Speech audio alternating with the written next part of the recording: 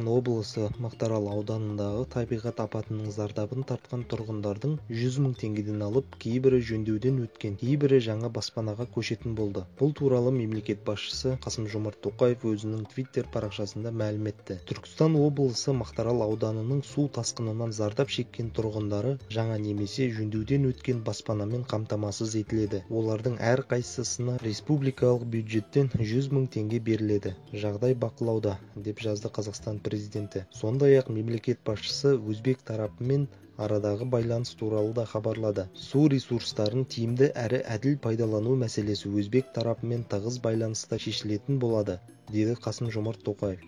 Еске сала кетсек, 1 мамыр күні Өзбекстандағы Сардоба су қоймасының бөгеті жарылып, салдарынан Түркістан облысы Мақтаарал ауданындағы бір қатар ауылды су басқан болатын.